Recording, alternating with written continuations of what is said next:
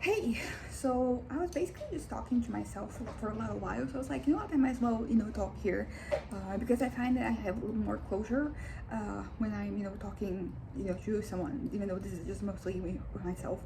It was like the idea of like this being kind of like public. It changes the way I talk because I think it's just when me with myself, I can say anything and everything I want, without having to think about like the repercussions or like how we can be framed. Because I try to be mindful and conscious of what I'm saying, and I'm trying to be, I always try to be careful. So what I say is always it's not only accurate, but it's also kind of like putting things in perspective. It's not just kind of like isolating one piece of information with something isolatedly and kind of like trying to make an argument based on that. I try to look at the whole picture, and sometimes like that involves I have my experience so far in my life to guide me, but you're always learning new things, so I'm always like seeing new perspectives, new points of view. And I think that is important, for you to make good choices, and make the choices that you have to make. For example, when you're voting, you have to be kind of like aware of like the whole picture, to pick the best candidate, for example. So that there's that. But anyways, basically, as I said, I was kind of like going through some of like the things, the religious things of my upbringing, and I was basically just kind of like going through them. And it was interesting because like it gives me, right now I think I have like a better, not a better perspective, but like I can look back and some things they don't hurt me anymore, so I can look at them and even like laugh at some of them. But I was thinking about like when I was a kid, and because I went to a Christian school, and I went to church, and I went to all the events. Every like extracurricular activity that I had was somehow associated with the school or the church, or something else like that was religious. So there was like that constancy, that there was like constant in all like the things. So if you ended up like not fitting the mold, I think it was also like I was a very girly girl when I was younger. I was doing very feminine things, for female presenting things. You could say I also like other stuff, but a lot of like the things I like, at least the way that they were presented. For example, I really like pink. It's always been my favorite color. So I thought maybe I'm going to be into cars, and I'm going to have like my little models, and I'll be playing with them. But they were kind of like pink, and I think that it's something so simple, but I really did make a difference in the way people perceive me. Because for example, when I compare to like my older brother, because of some of his mannerisms, the way that he talked and all that, like there was this expectation, and there was a whole lot of praying so that he wouldn't be gay and all that. But when it came to me, I think because at that age, I was thinking about myself like 10 and 11, like you're not really at the point where you're interacting with people yet. So basically, the way that you're going to be judged is based on like your behavior, like the way you dress, the way you talk, the way you walk. And I think because I was very like feminine presenting, there was like no doubt or anything regarding me. I mean, maybe I should talk to my parents and ask them, if like they were surprised when they kind of like learned that I'm into anyone and everyone, basically. That's an interesting way of putting it, because I think like when I was younger, like when I was like 18 to like 22, like I was very literal in that. Like I was really down for anything. But like right now, I'm way more selective. I'm pickier. But that's still like a way that I guess like people get to understand without me having to put labels on it. Not that I have anything against labels. It's just that I find that at this age, like I want to be kind of like as clear as possible in what I mean. Because why would you need labels when it comes to sexuality? It's because you can identify yourself, you can know who you are. It is for you to kind of like create community. You have good bonding moments with people, because you can kind of like connect because of that, and communicate to other people what you're into. And I think that without someone like regardless of like where the labels are put, like I think when I say this, you can kind of like get the idea, and everybody like works on all levels basically. But I think because I was very feminine presenting, there was never really, I remember prayers being made about my brother, and like no prayers were made about me, because as I said, like at that age, the way that we are kind of like identifying, we identify people, their possible sexualities, which I know like is a very flawed concept, because people come in all different shapes and sizes, and you can just behave in any given way, and dress in any given way, and that doesn't really mandate what you like or who you like. But it is kind of like, as I said, in this context of like me being brought up in this religion, like that was kind of like how things worked. So like I never really had those prayers. directed at me. And I think that, you know, in a way, like, I think about my younger brother, because I was talking about my older brother, and like my younger brother, he doesn't really have the same mannerisms. He's also, you know, queer, but I think that I haven't seen like those words being made directed at him, you know, because I think he was a very typical dude. Like, he likes video games, and you know, like, he's doing his things. I mean, this is today considered to be kind of very, you know, dude thing. Not say that girls don't. I mean, I enjoy games. I play games, so it's not that it is a dude thing. But like, I don't know. I think that at least like right now, like, they're not like the same connotations, you know, surrounding that. But yeah, but basically, or maybe it's also like a matter of like change, you know, like maybe my parents, they would have been praying for my brother if I hadn't really kind of like come out and establish, you know, for them what kind of like it meant, I guess, to be queer. But yeah, but I was thinking about my upbringing and the way that I was raised, like in the environments I was raised, with like a few exceptions, things were like much more veiled. It wasn't like directly saying, you know, like, and I was like directly saying like I'm going to hell or whatever. No yelling. I mean, as I said, like, there were a few exceptions. For the most part, it was something a little more discreet, which is something that I'm like, you know what, like, if it was like more openly, people were openly saying what they are thinking, I'll be able to, you know, fight back right away.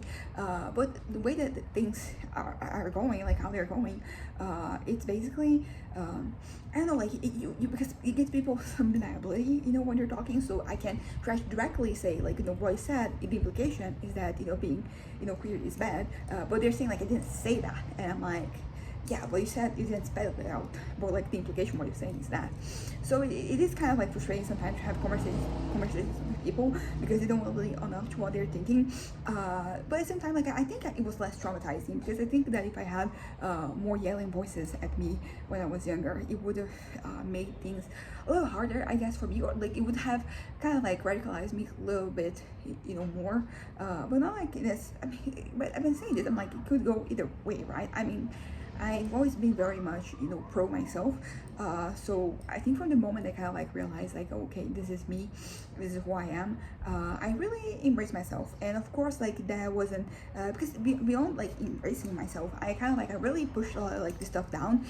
And then what happened is that it was only until much later, it was only much later when I was able to actually unpack some things. Because even if you want to be, you know, open and, you know, like true to yourself, like, there's still things from like your upbringing that they kind of like, they made an impact.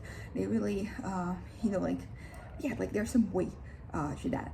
And basically, so basically, you know, like, it took me many years for me to start kind of like unpacking some things, and all the while I was kind of like suffering, you know, like, I was kind of like, you know, internally I was not doing very well, and, you know, regarding like this particular you know, aspect of my life. And it was, as I said, it wasn't too much later I started to actually do things and break down, you know, these barriers, these walls in my brain. And then I started to actually, you know, live, and it was, you know, like, having to be kind of like at peace with myself. Because I think sometimes, like, that's the issue. Like, I can say that I'm fine, but like, there's a lot of turmoil internally, and you can see it. So I can pretend to be fine, and, you know, sometimes even one of those like fake it till you make it, you know, like, so you're going to pretend to be okay even though you're not, because by doing that you're going to you know, you get to a point where you're kind of like, okay, at least you fool yourself if you think that you are. But a lot of times, like, that is just numbness. Like, you're numbing yourself, and you're not, yeah, you're kind of like, you're just numbing yourself. And, you know, like, the thing about numbing is that, like, you can control it. So you start just trying to numb one area, but end up like numbing yourself as a whole. And then you stop enjoying life, you stop living, because you're just kind of like stuck. You're kind of like in this prison of your own making, like, your head, you know, like, it's struggling. But yeah, but I was thinking about some of like these more understated moments from when I was younger. And right now, as I said, like, I've been able to deal with the trauma, so it doesn't hurt me to, you know, reflect on that, to think about those moments. You know, much to the contrary, I think it is kind of like good that I'm able to kind of like talk about them without having any kind of like emotional response. It really feels to me like I've come full circle, you know, that I'm like at a point right now where I am really healed, which is all that I want. I want to heal, I want to be healed. And when I say healed, I'm supposed to be healed, it feels like I'm not trying to heal anybody, just, you know, myself. I want to, you know, like, live a happy life, very fulfilling life. And I feel like I have all the ingredients in my head, and I am making a dish. And, you know, like, some days, like, it's because you could argue that like both of these like a long-term dish, like every day like I'm doing a little bit more for for each actual point where I have like a final final dish, you have like actually something to show. But it can also be like you have like every day like you're making like a different recipe, which is something that I feel like sometimes I feel like lately that has been the case a lot. Like I'm kind of like every day I'm going out and I'm like trying to make sure that I'm that I'm doing well, and not that I'm doing well because I feel like right now I'm doing so well that I can go beyond that. Because sometimes like you're drowning, so like just feeling okay, like that's all that you want. But like I'm past that, so like now I want more, and I think that I am like I'm on the right track basically. Is what I'm trying to say. I am I'm making good progress, and I think that some days I'm really happy with the dishes I'm making. Some days things don't work out as well, but you always have like the next day. Try. I think this is kind of like what Christian concept that has permeated through my life, because there's this Bible verse where it says like every morning, our hopes are renewed, and more specifically that God renews our hopes. So I think like I have this idea. Okay, I'm going to today was not great, so I'm going to go to bed, but that's okay because tomorrow I'm gonna try again, and I have like a better chance of like making things work. And that is kind of But as I said, like right now I'm better than well, so like I want to expect more for myself. I want to feel fulfilled, and also like not only in one area. I want to feel fulfilled as a whole, in everything that I'm doing, even if I'm not making the most progress. I think that because quality, there's a whole thing of quality and quantity. So it's okay. For example, I think when I bring this to my writing, it's very clear. So maybe I haven't written the most pages, like it's like as many pages as I had some other day, but I'm really happy with like what I wrote that day. I think that I really struck a chord. I made something really good. I'm really happy with the quality of what I'm doing. So yeah, I think it's like balance. Like like you have to have a balance and like an unbiased vision, understanding of what you're doing, because you have to kind of like also take into consideration how you're doing, because maybe like it's not fair for you to demand of yourself so much some days, like you're not really up for that, which is why I like to I've been trying to segment things a little bit better. So for example, a very silly example, there's all these YouTube videos that I want to watch, but instead of like watching them right away, I've been saving them on my watch later, so when I do my exercise that I do every morning, I can watch them. So basically I have like an hour worth of watching things, but I'm doing this as I'm exercising, so I'm not wasting my time. So that's much what I mean with segmenting. So instead of like watching this right now, I put this I'm kind of like archiving this for later. So that's kind of like what I want to do. So for example, it's okay that I don't do everything every single day, because like there are different things that I want to do. For example, like this necklace that I made, there's some days I'm really not feeling like making anything, but then there are days where, like for example, I'm trying to write, I can't write, so I can do that. So I'm trying to segment things in a way, and it's been working out pretty well for me so far. And honestly, in a couple of ways you could say that it's been changing my life, in the sense that like I'm doing better with like, because sometimes like you get at the end of the day and you feel like you've wasted your day, or let's say you wasted some parts of your day. And when I'm doing this, like I'm not feeling like that so much anymore, because everything is working out fine, because I'm kind of like still being productive. Not that productivity is the only goal, it's not, but I am doing well in terms of balance. And yes, I'm kind of like finding this balance. And just saying, it's important for you to just look at yourself with unbiased eyes. And I know that is easier said than done, I know, but I do think that I can trust myself right now to be unbiased, which is like it's an interesting development, because for so long that wasn't the case for me. So I'm really happy that I finally got to this point where I can trust my judgment, and just my brain to dissect things and to just make the best out of like any situation. Naturally, I'm still learning, so it's okay that some days like the results are not the best, because I learned something from like that moment, and that's kind of like all that you can hope for. It's all that I can hope for, and it's the type of thing that, as I said, like it really helps me on the long run for me to just feel like more fulfilled, because I'm using my time better and I'm accomplishing more by segmenting things. So yeah, so that's kind of like that. But back to what I was saying before, which has to do with like my religious upbringing, I'm finally at a point where I'm no longer hurt, as I mentioned. Like I'm involved in lots of like like different things, and like different projects that come from like a religious context, but I'm able to go there without yeah, I'm able to go there without, those things dragging me down, which is, huge. Because I'm saying this, I'm being very nonchalant about it. But like, this was, something that for so long was, more than a little stone on my shoe. Like, it was more than that. It was something that, really prevented me from like enjoying myself, because my parents are religious, so they are involved with religious things. So like, there's no way for me to 100% dissociate from that. So I had to learn to deal better with that, and to no longer be hurt every time like something happened that reminded me of some trauma that I had, something that happened a decade ago or more.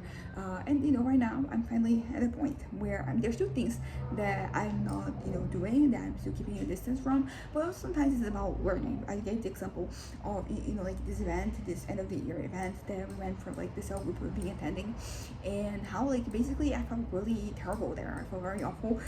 I was feeling very uncomfortable, and I already broke down like why is that I was feeling that way. But basically, so I kind of like realized that maybe I don't want to go back to the cell group like next year. So it was an experience that I had, and I'm like, I now making kind of like realizing, okay, so I can't say no to this. But at the same time, I've been saying yes to other things. There's this pastor who I like despised for so long. Once upon a time was really close to my family, but we ended up because people separate all of that. And basically I think my parents have been kind of like not interacting with him so much when I'm here, because of the trauma and all that. But like recently, I mean literally yesterday, I was like, you know what, maybe we could rekindle like this relationship. It doesn't have to be anything significant or deep, but I think I'm ready finally to put this in the past and just have a civil relationship with this person. So like baby steps sometimes, and it's that the thing with balance, like you have to find out like just how far you can go, and try not to press too much after that, because it can be just very bad for your head. And ultimately, like my main thing in life right now is that I wanted to keep on living, which involves like me doing things. Okay, I'm at 20%, so I'm just gonna wrap this up. But it involves like me, doing things, making sure that I am, living my best life, but also my will to live. I have to continue to focus on that, and for me to do that, there are some things that I can kind of like stay away from. So I don't know what I'm gonna do, but I can trust myself, and I can trust my judgment to kind of like make good choices for me, and I can trust my head to like process things better, and not really be so easily triggered by things that remind me of the past, because the past is no longer hurting me. I can generally it's an interesting thing, because when I was like I was mentioning, is the thing that happened the other day where I was feeling unsafe and all of that. Like, it is so interesting because it is such a basic thing, but it is so pervasive. Like when I look at other areas of my life, I can see a lot of like that, of like in situations that they make me. It's kind of like a fight or flight, reflexes. They're kind of like they kick in because I'm feeling unsafe, and there's a reason why some things make me feel unsafe. It's very justifiable, very reasonable, but I don't want to live the life anymore. I don't want to live in fear, I don't want to live feeling like my peace of mind, because right now it's less about my physical well-being, my physical safety, and it's more about like my emotional safety.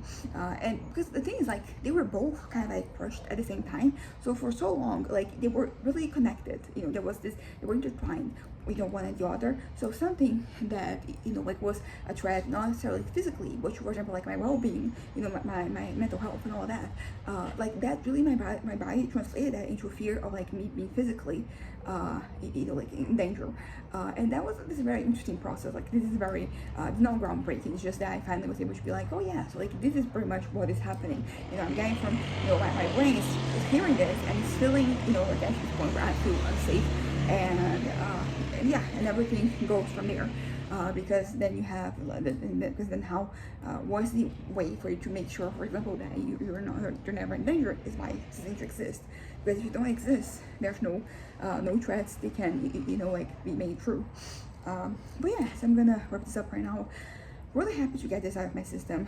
There's more that I wanted to say, because in my head I was talking more specifics about specific situations about my life from like that led to me feeling this trauma, but I don't know, I don't want to talk about them anymore. I think I've already got my quota for the day. So anyways, bye.